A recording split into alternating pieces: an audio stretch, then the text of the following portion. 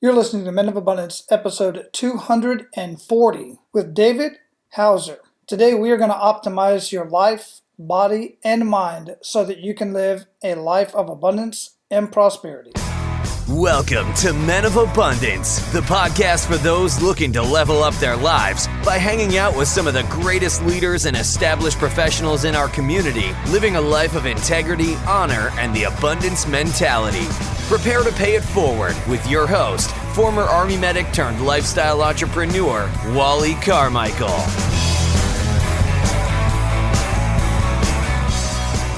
What is going on, Men of Abundance? I am Wally Carmichael, your founder and host of the Men of Abundance podcast, the Pay It Forward community, where we are proving to you that you can, in fact, live a life of abundance in family, faith, finances, and fitness. And our conversation today, amongst other things, is going to get into optimizing your mind and your body. Stick around to the end because just like with every episode, I always leave you with action steps. I never want to leave you hanging with just some information. Information is potential power. It is not power until you put action to it and until you share that knowledge with somebody else. So as usual, I want to invite you to be abundant in your actions today by paying it forward and sharing Men of Abundance with everyone you come in contact with. And it's so easy to do. All you have to share is directly from your podcast player, however you're listening to this, or share menofabundance.com on your social media or wherever you hang out. So let me ask you, how many workout programs and diet programs have you tried in your life? I mean, not everybody needs to lose weight, but everybody needs to get healthy and stay healthy, right? Have any of the workout programs or diet programs you have done, have they worked for you? I'm sure a few of them have worked to a certain degree. But were you able and willing to stick with just one long enough to make a lasting enhancements in your health, energy, and your life? Well, David and I may give you some insight today on what is happening in your head as you go through these workout programs and these diet programs. Well, our featured guest today, David Hauser, has tried everything to create a healthy and optimal lifestyle for himself. Today, he's a top 3 Quora Health Writer, yoga teacher, and successful entrepreneur that scaled his company, Grasshopper, to 30 million plus in annual revenue. In his own 10-year pursuit for better health, he's done Ironman, ran the Boston Marathon, gained then lost 40 plus pounds, and tested all sorts of diets including whole food, low-fat, vegan, paleo, keto, and many more. David is the author of Evolve, Optimize Your Life, Body, and Mind. In it, he shares the framework for optimization needed to control your own evolution. Men of Abundance, it is my pleasure to introduce you to David Hauser. David, welcome to Men of Abundance, brother. How you doing? Great. Thanks for having me. Awesome. Where are you at in the world? So I'm in Las Vegas right now. I'm in the process of moving to Austin, Texas, but I've been in Vegas for 8 years now. Oh, no kidding. What's the move all about? Just try something new for us and our family, and I've always loved Texas and Austin. We had an office there for 5 years, and I love barbecue too, so I guess that's a bonus. Well, yeah, barbecue and music, man. That's what Austin is all about, and entrepreneurship. There are a lot of entrepreneurs there in the Austin area. Yeah, it's a community that's really been built up, and I think a really vibrant community too of people doing interesting things, especially in the world that I've been in, software as a service, for most of my life. Yeah, absolutely. A couple of guys that I've known Mike Dillard for quite some time. So before we get too much into our conversation, I like to ask the question, what are you grateful for? Because that's the way I start out every single morning, and as it stands right now, November 1st at the time of this recording, I'm kind of doing a live every day of my attitude of gratitude, even though I've been doing it every single day for over 3 years. But what do you have to be grateful for today, David? Yeah, I'm really grateful today for my health, and an ability to, have a body that I can walk around in and feel good in. For a lot of years, I didn't have that. And, on days like this, I think to that, and I'm just grateful for kind of that small thing that's in the back of our mind sometimes, but sometimes bringing it to the front helps. Yeah, absolutely. Sometimes we lose track of and we lose sight of those little things. And I say little, but it's because it's those things that we lose track of, but it's huge. It's absolutely huge. One of the new shows that I've been getting into, and I don't get into too many TV shows, but this one just kind of pulled me in, is a TV show called, I'm watching it on Hulu, called Speechless.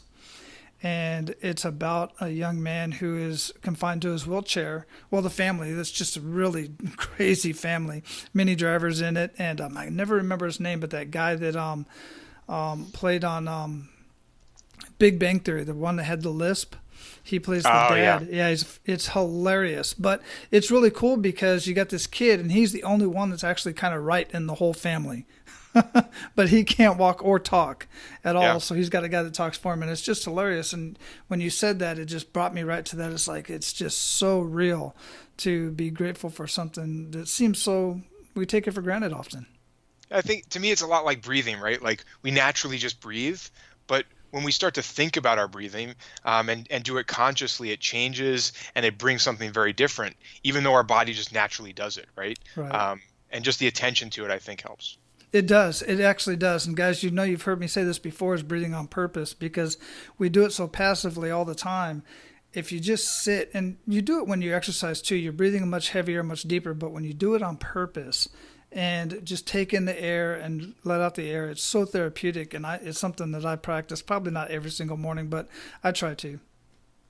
Yeah, I mean, I think people forget like what really breathing is, right? Because we all walk around with our stomachs kind of sucked in a little bit because we look a little thinner, right? But real breathing involves the stomach expanding and air going fully into the lungs and expanding the chest, right?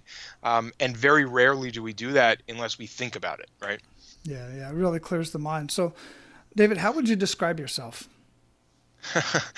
So if you'd asked me that a few years ago, my identity was always wrapped up in being the guy that started Grasshopper and was running Grasshopper, which is a virtual phone system for entrepreneurs. And I loved doing it, but that was like my identity. I was known as that. I felt that. Like that all changed when I sold the company. Right.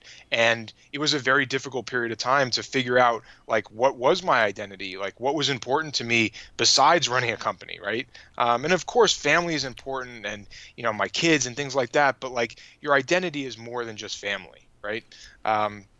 So when I look at it today, I've really tried to define my core purpose, and my core purpose of empowering others, and especially empowering others to succeed, is really what defines me, I think.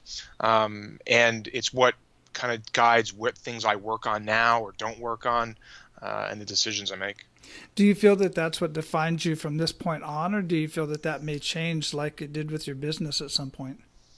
I really think that when I look back on it, I think that's why I loved what I did at Grasshopper. And, it was odd. Our core purpose at the company was empowering entrepreneurs to succeed, right? Which core purpose in a company comes from the founders. So it kind of makes sense looking back on it. So I think that that's, probably how I continue, but it will probably be refined over time. And my hope is I get a little more kind of keyed into it and maybe refine it down. So it's not as broad, right? Maybe it's a certain group of people. Maybe it's, giving back. I'm not sure, but I think at the end of the day, it stays the same. Yeah, I totally get that. And, as I mentioned in your bio, part of your journey was that you gained and lost 40 pounds. What did all that have to do with that? And what did you do that for? What was the purpose behind that? Yeah, I mean, I think if I added it up, it's probably hundreds of pounds I've gained or lost. Unfortunately, I struggled with my weight since high school. And in high school, I was always big. I played football. I was a lineman, right? So it kind of was okay. But I was never thin, right? And over the years, I decided I wanted to be healthy, and I followed conventional wisdom, and I was told eat less, exercise more, eat lean meat, those types of things. I tried those, and it didn't work. I ran Boston Marathon. I did a half Ironman. I lost some weight. I gained it all back. My knees hurt. Like nothing was working well. But really my goal, absent of weight, like that's one piece of it, was to feel good, right? Like to wake up in the morning and feel energized and not tired. And at the end of the day, have enough energy to do the things I want, to be able to focus and be productive. And I think weight is a factor with a bunch of other things that affect that and reduce our abilities to do things. Yeah, I completely agree with that. I really do. I was in the health and fitness industry for quite some time, and I really got kind of disenchanted with it until I found my own way in that. And basically what you were just saying was, I used to tell people all the time, forget about the damn scale. Stay off the scale, because it's not truly a factor of how you're, it's more about how you feel, bottom line. And everybody's always worried about the weight. Well, if you're lifting weights and then you're eating this and eating that and losing fat and gaining muscle, blah, blah, blah, all that kind of scientific stuff. But the fact of the matter is are you feeling good? And I mean, my goodness, you've tried darn near every weight loss program or diet program out there. Of all of those, what do you feel? And I ask this question as kind of tongue to cheek, because what worked best for you isn't going to work best for the next guy, right? I know you know that. But what did you feel was the most value? Yeah. So I think there's two things I learned. One, obviously you mentioned, right, which is it's different for each person. I think there's some key factors that work for most people. One of those is reducing or cutting out all refined sugar, right? That I think works across the board for lots of things, not just weight, but feeling good, reducing brain fog, all of those pieces that people complain about. That to me is kind of a base level.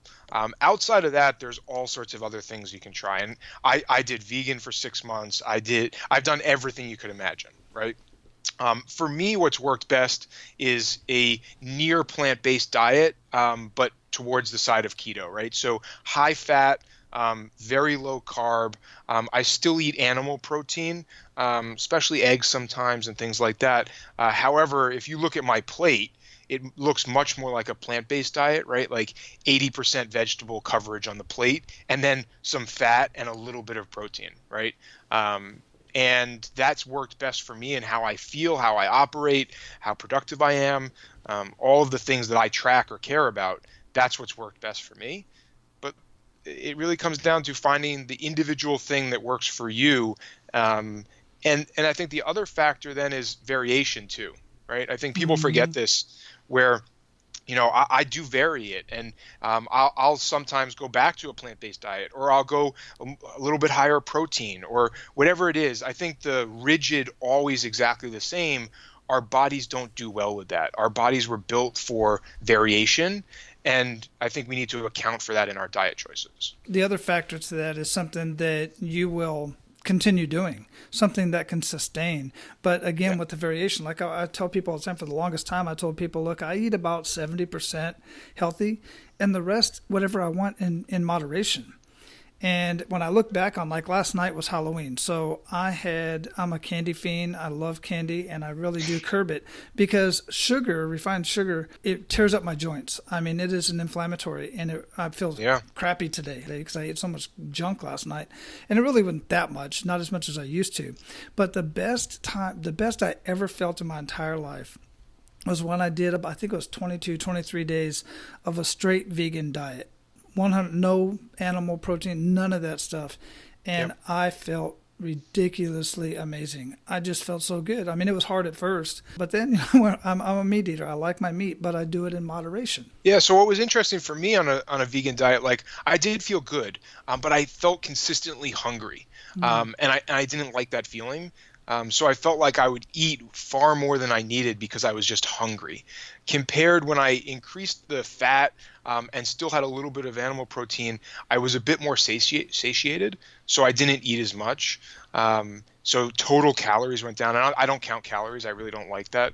But I think your point to sugar is really interesting, right? Like I used to eat a ton of sugar, right? And when you're on that constant sugar drip, you don't even know what feeling good is, right? Because each day you have a little bit of sugar, and maybe not a little bit, a lot of sugar, right? And until you cut it out, you don't realize or even see or feel the difference, right? But it's massive, right? And people can argue about what diet's best, and honestly, I don't think we have a good answer for that. It's very individual, but it's very hard to argue that eating large amounts like we do in the developed world of refined sugars is good. I think that argument just doesn't exist. Absolutely. And the funny thing about that is it's all relevant to the individual, because I would ask somebody I'm working with about their sugar intake, and they're like, well, I drink, 2 or 3 cans of soda a day, and I eat this, and, all stuff that has sugar in it, right? But then I go, okay, so make a list of your meals that you eat over the next 3 days, and then we're going to come back and re-examine that, your answer.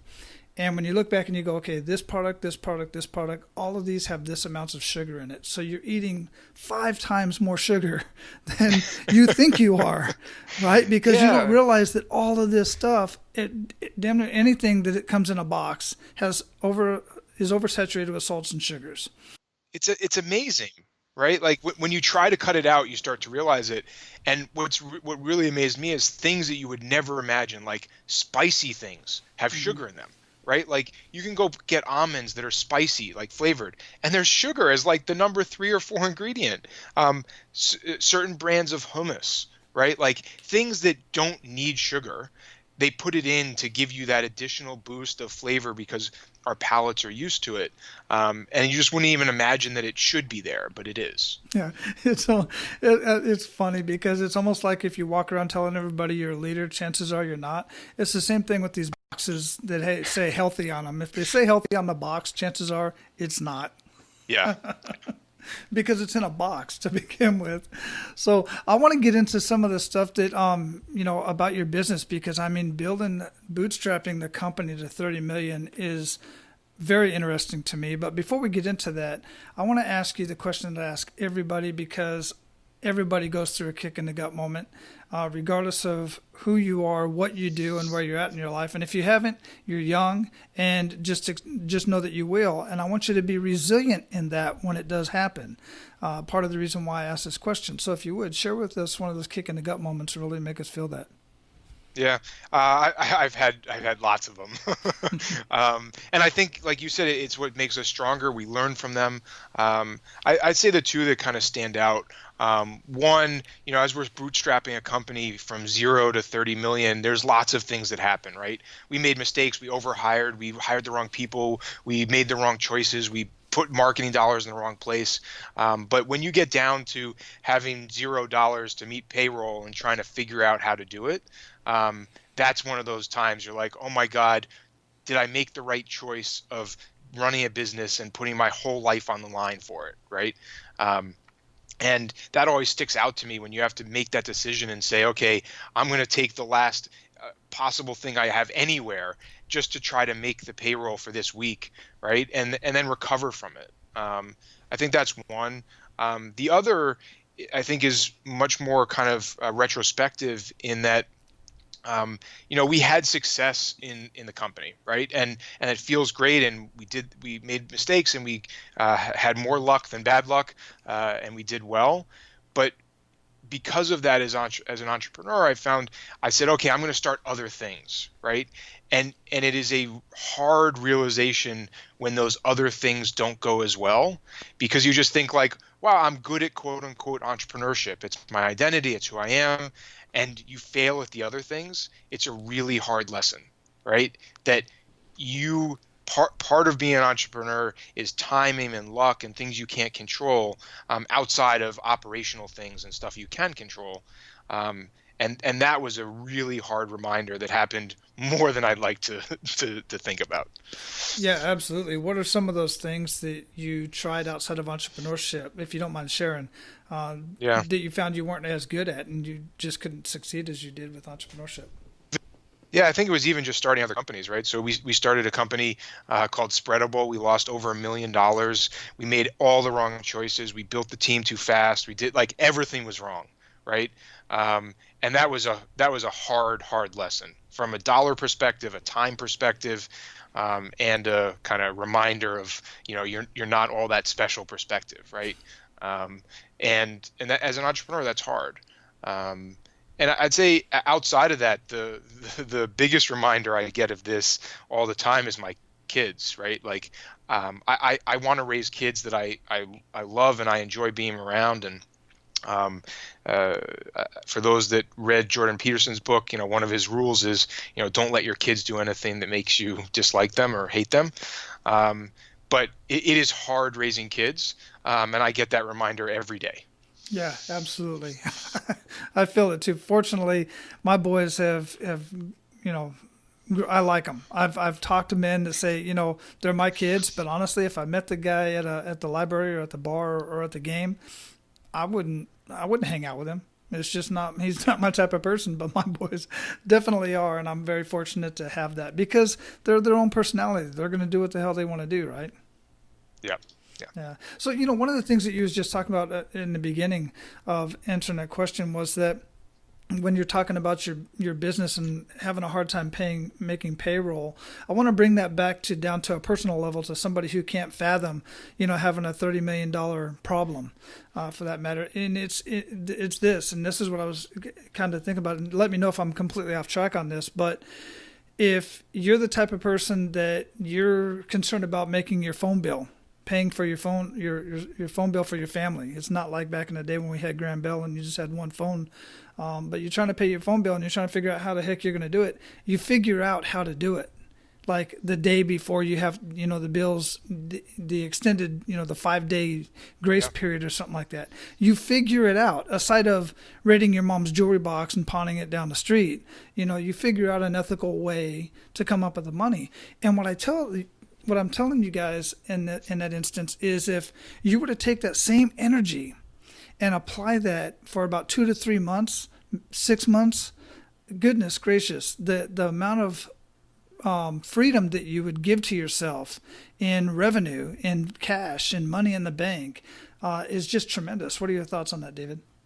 Yeah, I agree. I think it is amazing when people need to get something done. They are very creative, intelligent, right? And people that don't think of themselves with those adjectives, right? And if they're put under the gun, they figure it out, right? No matter what the instance is. But I think to your point, they don't continue doing that after the thing has been solved, right? They wait for the next thing to happen. Rather than applying that to proactively build something, do something, get yourself out of that position the next time, right? I think people just underestimate how smart or creative they are in those instances and are not applying it properly elsewhere. Yeah, and there's a lot of things that are being applied here. One is a timeline. So you have to apply timelines to yourself, but so many people apply timelines to themselves. They may call it a goal or whatever. They put it on the calendar, but there's no sense of urgency behind it. There's no sense of loss behind it. You're not going to lose your cell phone type of, thing. You're not going to let that happen. Or lose your service. So the timeline is one thing, but then you need something that's going to hold you accountable. That may be a person, or that may be the fact that I don't want to let somebody down. I don't want to let one of my kids down type of thing. It has to be something that you feel that is going to make you get out of bed or get off turn off the TV and go do what you have to do to get stuff done. Yeah, and I think the key is first finding those things that push you, and then ultimately getting to the point where you can push yourself. And what gets you out of bed is the enjoyment of doing the next thing, right? Like that's the step after. Right. And first find the things, and it could be small, it could be big, whatever. But whatever it is, find it to get you moving and doing something. Like I always tell people this, like, what's the one piece of advice I would give? Like, just do something, right? Like, rather than talking about the idea, rather than just like do anything towards it, right? Like, I don't care what it is, as long as it is something moving in that direction. Right. And then, at some point it becomes a habit, and then at another point it just becomes who you are. And that is just the journey and the evolution of life and of success. And speaking of evolution, I want to talk about this book that you have coming out, Evolve. Yeah, so super excited about this. I am not an author by trade, so it's been very challenging and a growth opportunity to learn something new. But also really to share the ridiculous amount of time, money, and effort I put into, my own personal testing journey and experimentation to find what works best for me across a lot of categories. And people always ask me, like, when I talk about the book, like, do you recommend I do what you did? And I'm like, no. My personality is obsessive and to an extreme, right? Going from not running to running Boston Marathon in a 4-month period. That's not good. It's not healthy. And most people don't have the time to do that, right? I had that luxury at the time. But the book is really about optimizing your life, body, and mind, finding the different categories that matter, and developing an optimization or a testing mindset or experimentation mindset where, we use ourselves and our bodies and our minds to test the things that might work to make improvements. And then we make lots of little improvements to evolve faster than evolution, right?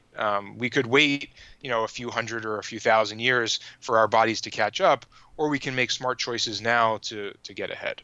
That's really cool. I just love that. And how fun is it to experiment like that with your mind, your body, and just really kind of run through all this stuff and see what works for you. So give us an example of something in, let's say, in mind, Sure. evolve in your mind. Yeah. So I spent a lot of time in this space, mindfulness, yoga, meditation. I did a 200-hour teacher training. Spent a lot of time doing meditation. And, I think in that journey, I found lots of things that worked for me. I found, what works for a lot of people, right, which I think we talked about at the beginning, is just mindful breathing, right? Like what was magical across this whole journey, right? Thousands of hours of time and, thought put into this is like the highest impact was literally just breathing for 5 minutes in the morning, right? And it's crazy the effects that has for so little effort, right? And that's one of the filters I use, which is I want the highest return for the least effort. It doesn't mean it's easy. A lot of it's hard work, but I want the least effort for the highest return every time. So that's how I filter things. And then for what's worked for me specifically, and I found in my journey, is I personally love a very specific type of yoga that involves breathing. It is much more active, so I get some physical activity from it compared to more, stretching and holding poses. And it also exercises the brain, because this type of yoga, the way it's practiced, you have to remember a sequence of things that changes over time, or changes within each class depending on who's teaching it, whatever.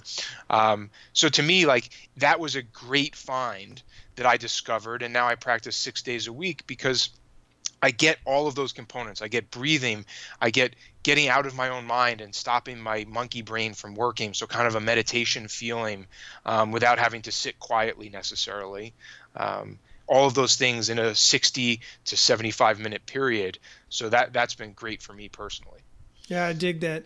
Yoga is challenging for me both physically and mentally. I have some bad joints and stuff like that, but ultimately, it's some of the best exercise, if you call it. Some of the best activity that I've done. I mean, I'm an insanity type of guy. I like to, the high intensity type of workouts, the hard drenching sweat, the muscle failure, and all that kind of stuff. So to slow down and to hold a pose, and the mental anguish that it causes me, but it does put me into a different place. And afterwards, after a couple of weeks of it, I'm just like, wow, that is truly amazing. So I do slow down and I do some yoga.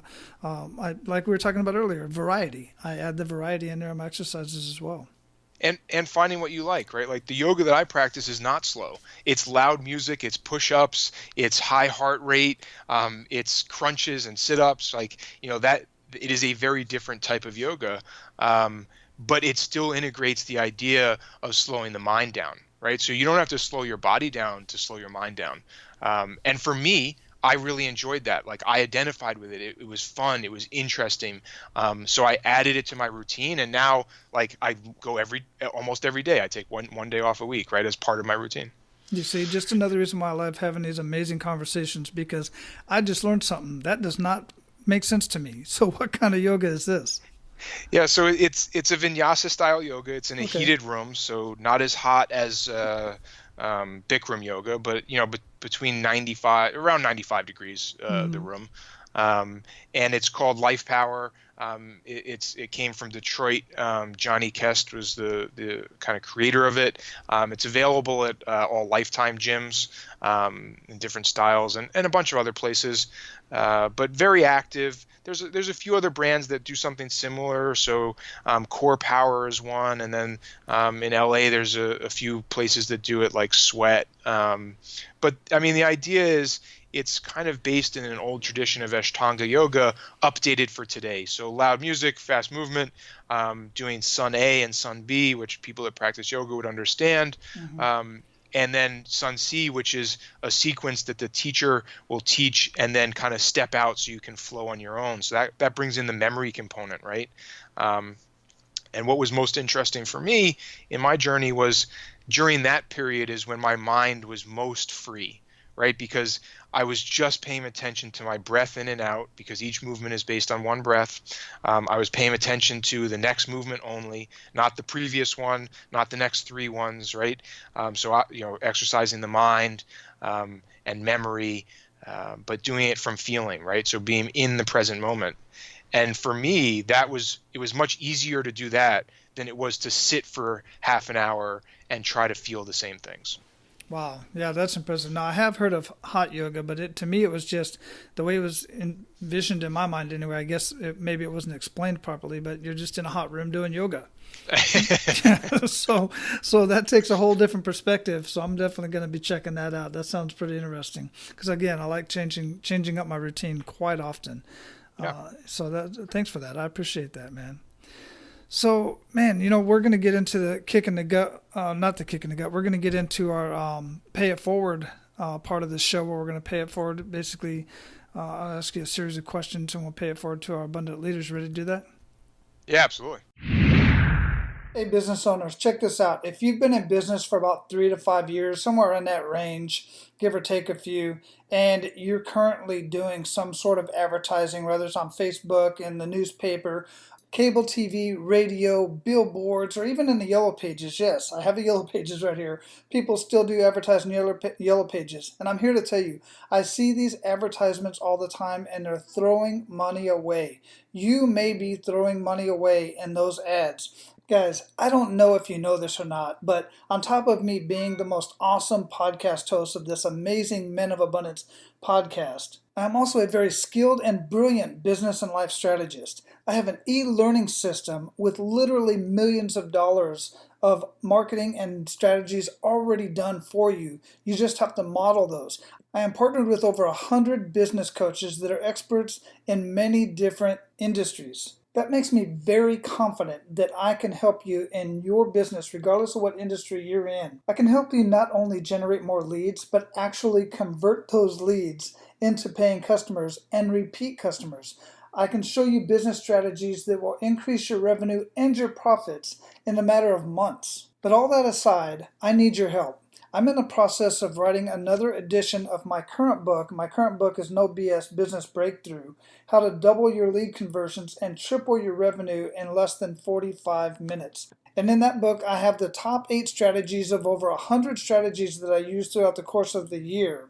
But those top 8 strategies are the ones that I find I use with most business models right up front. And what I need is a couple more case studies from industries that I have not currently worked with in various areas of the United States. So here's what I want to do. I would like to do a 45-minute business breakthrough session with you, going over my process using some of your input from your industry, from your business, so that I can measure that up and see how my strategies would impact businesses in your industry. And instead of charging you my normal fee for doing this business audit and this business breakthrough session, what I would like to do is use your data with your permission in my next book and any articles that I may write leading up to the book. I can add your feedback with your name, your business name, or anonymously. It's totally up to you. But the mention in the book or the article would certainly give you some free publicity. And in return for your time and professional feedback, you will certainly walk away from this business breakthrough session with strategies that you can implement that day. And on top of that, I will give you 30 days access to my e-learning platform, where you will have access to the first 4 videos of the 52-week series, complete with workbooks, as well as the first 4 weeks of the e-class, done for you marketing, email campaigns, I'm telling you guys, the first 30 days in the e-learning system will definitely increase your revenue and profits within your business. As long as you implement just one of the strategies that I'm going to share with you within the 45-minute business breakthrough session, or even just one of the strategies that's inside the e-learning platform.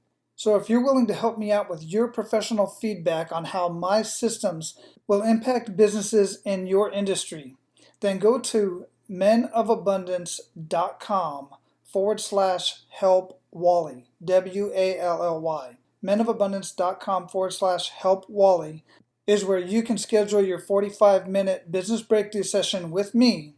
And as soon as that session is done, you'll be able to implement the strategies we talk about, and I'll give you instant access, 30-day access, no credit card needed, nothing like that, to the e-learning platform. I look forward to talking with you, and I look forward to impacting your business somehow. Now, let's get back to the conversation. Outstanding. So, share with Men of Abundance 1 to 3 actionable steps that they can take today.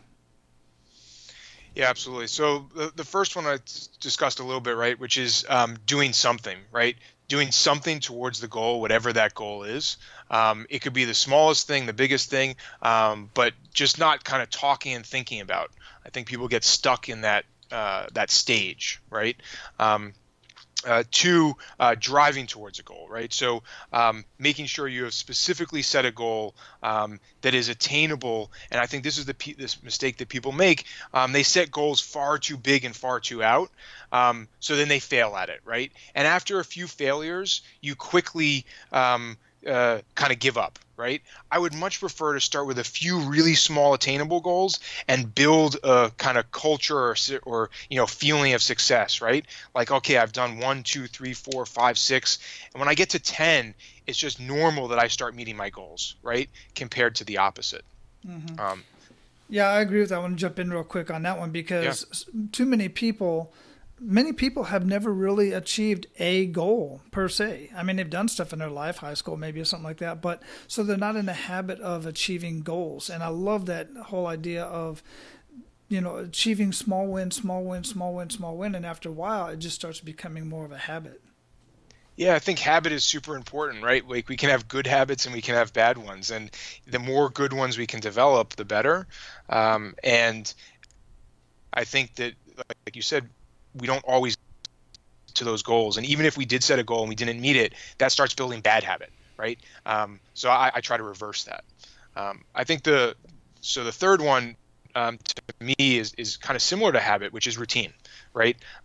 If you don't have a routine and you stick to it, I think it is very hard to achieve great success because in my mind, routine frees us, right? And it could be very simple, right? It doesn't have to be complex. It could mean every morning I get up and do these 3 things.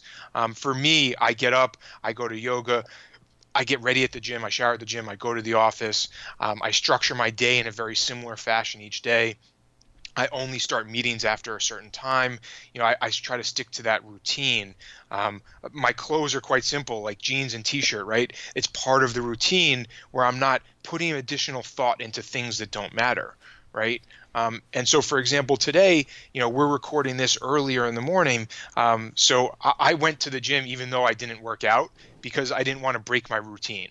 Right. I kept that going, and just timing wise, I didn't have time to work out at that point. So I'll do it later in the day, but I tried to stay on the same routine. That's one of the things that I've gotten from all of the high performers that I've had an opportunity to talk to and even follow. Like, I think it was Steve Jobs used to wear the same black shirt all the time. I mean, people that are very, very high performers, they don't want too much other stuff going on in their life that takes them off track of what their goals are and what their mission is. Not necessarily a goal, but a mission. And it's that routine that's really important. And you've talked quite a bit. We've been talking about habits, and you talked about yoga and exercise and some other stuff. But what are some other habits that really make the biggest impact in your life? Yeah. So I think one for sure is like my kind of calendaring, right? I try to stick to a very rigid calendar and schedule. If it's not on my calendar, it doesn't get done. So I've built that habit over years. I also start calls and meetings later in the day, so I have productive time in the morning to be able to work on things. So that's one.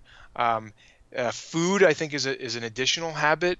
Again, very much like other things, I try to reduce the decision points of it, right? So I'll prep food at the beginning of the week for all my lunches, right? Because lunches are less social than dinners, and all I have to do is take the thing out of the fridge, warm it up in my steam oven. I don't like microwaves, whole separate topic. But but again, it's a decision point that doesn't happen, and it's not wasted time. I'm not going out to deal with getting lunch. I'm consuming it in a mindful way at the time and schedule I want, right? I think there's a lot of examples of habits like that. Yeah, absolutely. Yeah, very, very specific, and I like that. Like with the times that you schedule your calls and all that kind of stuff, it's very productive to be able to do something like that, kind of like time blocking some of the things that you do. Yeah, I like that. I think too. Also, when you start to do that, you block out time for things you not necessarily would do otherwise, right? Like I'll put on my calendar, like, listen to audiobook for an hour, right? Like if I block it out on my calendar, I know it gets done, and I don't have any other distractions. But if I wasn't kind of as rigid with some of those things, it would just get pushed off, right? It would just not be a priority, and it just wouldn't happen. If it's not on my calendar, chances are it's not going to happen. I have even my family stuff that I'm going to do on the calendar. I leave white space on the calendar too for specific reasons. Because once in a while I'll get a call from somebody that I'm like, hell yeah, I'd like to have this conversation. So I have that space there to make that happen. Yeah, part of the freedom of scheduling things rigidly is the freedom to do that. Right? It sounds weird, right? Mm-hmm. But when you schedule rigidly, you have much more freedom. Yeah, absolutely. So based on what we're talking about here today, what would you recommend to our abundant leaders to read or listen to, and why? That's a great question. So I'll kind of speak to what I've enjoyed most recently, because I try to listen to or read a lot of books. And me personally, I listen to all my books instead of reading them. I find it much more easy to consume the information, and I can do it at times like driving somewhere on a long drive where I wouldn't be able to necessarily use that time as effectively if I was reading a book. So most recently, I really enjoyed Germs, Guns, and Steel. Really interesting book about kind of human history and how certain peoples overtook others over time. I find history very interesting, and especially as it relates to questions of environment and food and such. So I thought that was really interesting. I thoroughly enjoyed Jordan Peterson's 12 Rules for Life book. I think people have talked about it quite a bit this year, and some people love him, some people hate him. And I think my point to people when they ask about it is forget about him. Right? Like, I understand he can be very divisive, but the book that was written is very, very good. I wish personally it had a little less religious content. I'm not religious, and I think it was hard to identify with that. But the thought-provoking ideas in the book I thought were very interesting, and one that I would highly recommend. The third one, probably not as recent, but really loved, is Sapiens. I've read all of Yuval's books, including the most recent one, and Sapiens is just awesome. Again, kind of human history, but this with a little more editorial commentary, and his personal kind of view as a expert in this space. Really enjoyed that. Well, that's a hell of a list of books, and I hadn't heard of any of those books. So I'm definitely going to add those to my long list and prioritize the ones I want to listen to. The first one that you mentioned, I was really intrigued with, Germs, Guns, and Steel. It sounds kind of like it's on a sociology spectrum. Yeah, it's I mean, sort of. It is. I guess I'm trying to think of the best description, right? I mean, it definitely has that bent to it, but it's really kind of based in history and looking at how the different factors outside of who the culture was affected things, right? Mm-hmm. And the kind of theory that most of it was based on these things, guns, germs, and steel. But a lot was also based on where food production started and the crops that certain societies had, right? And when they moved, either north or south compared to east or west, those types of things. So I thought it was very interesting. And you mentioned your book list. I struggled with this for a long time. How do I find books and how do I filter books? Right. Mm-hmm. Two problems. So what I built is, and I'm going to put this up on the website for people who want it, is this Google sheet that takes all of the top book recommendations, like the best lists, right? If it's Oprah, if it's whoever, right? And we've distilled some of these down. Like Bill Gates has a great book recommendation list. Derek Sivers, a bunch of people. And I wanted to find which ones are duplicated across multiple lists, right? As a filter. So people that read lots of books, over some period of time, there's overlap, right? Even if they have differing interests. Right. And that's where I found a lot of these really interesting books. Oh, that is, very cool. If you would provide that link to me, and I'll make sure we get that put up in the show notes, because that is very interesting. Because for me, I've got books here. Doing what I do as a podcast host and having a conversation with all these people, I get so many books sent to me because they either want me to read my book ahead before the conversation. Probably not going to happen, especially if it's something that's totally outside of my wheelhouse, that's not in my focus right now today, because that's my thing is when I'm recommending a book, one, I need to know where you're at in life and where you want to go. Those are the first two things I need to know. So I can recommend a book that maybe I can recommend a book. I don't know, depending on where you're at and where you want to go. But for me, I read books, and like you said, I listen to more books than I read, many more, because of the whole nature of listening to the book. Same thing you said. But I have to be reading a book that's somewhere in the range of where I want to go, or where something I'm struggling with today. And I'm not a fiction, a nonfiction reader. I always get those mixed up because I'm dyslexic or something. But I like, business books. I like, stuff like that. But regardless of what it is, if it's about building websites or something, it has to be where I'm at and where I want to go. Yeah, I think that's a good point. And I don't read a lot of fiction books, but more recently I've started to think about going back to some of the classics, right? Like 1984, Alice in Wonderland, like things like that, and rereading them. Of course, like I read them in high school, but I wasn't paying attention. I mean, in all honesty, right? Mm-hmm. And so I've started to think about adding some of those to my list to, broaden what I'm reading. But again, I want to filter it on kind of this idea that other people read far more than I do. And if I can filter across multiple people that read far more than I do, I can get the overlap. And that's what interests me, right? Yeah. Like multiple people that are far more intelligent and read more than me say that this kind of overlaps, then maybe I can gain something from it, rather than having to read as much as they do, right? Yeah, absolutely. It's all, nothing wrong with taking those type of logical shortcuts and finding what you want to get to. Absolutely. So what do you feel holds most people back from living a life of true abundance? So I think that it sounds simple, but the truest thing is believing that they should, right? I think the two things that that hold us back the most is the fear of losing what we have, and the fear of not getting what we want, right?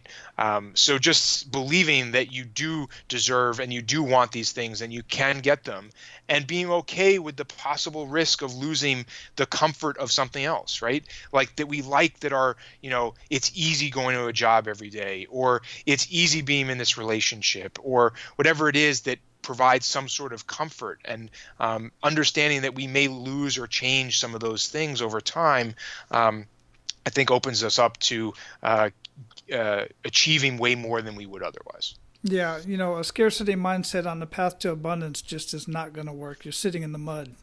Yeah. Yeah, basically, absolutely. So what does living a life of abundance mean to you? It's a really good question, and I've thought about this a lot over time, and I think I kind of shifted my focus a little bit. Initially, I thought living a life of abundance meant kind of freedom, right? And freedom across a bunch of categories: freedom of time, freedom of money, freedom of those things. To me, I've started to move much more towards happiness and joy, where understanding that I can't control freedom, right? It's something that is much harder to control. I can control my reactions to things and how I feel about things, which is much more directly related to happiness for me, right? So stepping back and saying, you know what, like I might not be able to control if I'm in this situation or the people I'm around all the time. Like I try to control those things, but I can control my reactions, which in a funny way kind of leads to freedom. But to me, it's much more about happiness and joy. And I think all of this in my mind, which is the interesting paradox, is based on an underlying freedom of finances, and it doesn't mean a lot of money, right? People, and there's been a bunch of studies about this. Like it's actually a relatively small amount of money to create that idea of freedom, but it's the idea that I'm not every day worried about what I'm doing from a financial perspective. I still have worries, right? But every day it's not there, and that small amount of freedom, I think, is the base of allowing us to take the next step. Man, that is 100% spot on with my personal experience. And one of the things that I've often found when I was on active duty in the Army, I was a first sergeant, and we would have soldiers come to us, me and the commander, and they would ask for an Army Emergency Relief Loan, an AER loan, so that they could pay the bills, keep the lights on, type of stuff. And you could get an AER loan for those necessities in life, right? And one of the things we'd have them do is sit down with somebody who was trained as a finance advisor within the organization and go over their expenses. And many of the times, it was all self-imposed. So it was like as soon as you stop spending all this money at GameStop or at the time, Blockbuster or all these other things that you don't need, you're just spending all this money at, and oh, by the way, paying late fees and this, that, and the other, you'll have enough money to keep the lights on.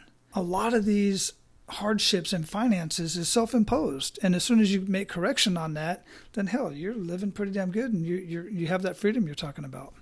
It's amazing though how few people sit down and look at what they're spending, right? Forget about like budgeting, and like that's an additional topic that I think takes a little bit of education. But like, you ask someone like, where's your money go? Like, we can easily figure out how much money you get each week or each month or each year, right? That's easy to look at, right? But like, where does it go, right? And very few people can answer that question. And I'm on the extreme of like I budget too much probably, right? Like I'm pretty extreme in that fashion, I guess, like a lot of other pieces. But if you can't tell me, where those things are going, and then we start to look and sit down, like you said, at a budget, and you're spending, $200 a month on television. Those are questions like, is that really leading to A, success, and B, joy, right? Probably not. It's kind of dead time that you're wasting doing nothing, right? And you're paying to do it. So like right there, just cut out the television. Like that's easy, right? You get multiple benefits from it, but most people don't think or even kind of consider what they're spending where. Well, absolutely not, especially today. 10, 12 years ago, we didn't have a cell phone bill. The cable bill was much less than it is today, these days. I don't even have cable. We just have internet because then but then of course we subscribe to Netflix and Hulu and all this other stuff that adds up really quick. Now I'm in a place where I can afford that stuff. But if I was me 10 years ago, that would be causing strife in my family. That would be causing me to have sleepless nights because I'm trying to figure out how to put food on the table, but I'm paying my Netflix and my Hulu and my phone bill and my cable and all these other expenses that didn't even exist back then, quite frankly. Right. Yeah, very interesting. So, brother, we're going to close this up. It's been an amazing conversation. What do we not talk about that you want to ensure our abundant leaders get out of our conversation today? Yeah, I think this was a really great conversation. There's nothing really on the top of my head, but I always like to leave with kind of a few quick tips. And one of the ones on my mind right now is sleep. And people always ask, like, I want to get better sleep or I want more sleep. And the easiest kind of tips and tricks that I found useful for me here, is one, go to sleep between 9 and 10 p.m. Like that is super easy to do. So as close to sunset as possible. Don't eat within 3 hours of going to bed, and wake up naturally roughly when the sun rises, so around 6 a.m., right? If you follow those steps, you will get far better sleep than you've ever had, just by doing those 3 simple things. Wonderful. Absolutely wonderful. Thank you. I appreciate those tips. Can't say I can follow each and every one of them, although I do go to bed about the right time. But since I got to get my little guy to school, I got to get up a little bit earlier. Otherwise, during the summer, I got to tell you, man, I was really loving waking up when my body felt like it, which is naturally for me about 5:30 anyway. But that's just me. That's my thing. But anyhow, man, great conversation. I really dig this. Thanks for all your wisdom, man. Just keep living your life of abundance and keep paying it forward, because you are absolutely making a huge difference, man. I appreciate it. Appreciate you having me. All right, guys, so your action steps for the day are to take inventory of your health, your life, and your mindset.